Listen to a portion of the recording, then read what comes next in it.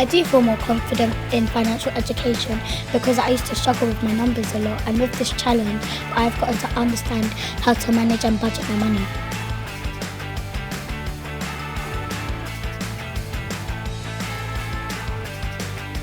Financial education is essential, especially now. They don't see people spend money, everything's done on cards, online, so there's no sense of it being a real thing. But the game actually really made it relevant to the children and made our jobs of teaching financial literacy so much easier.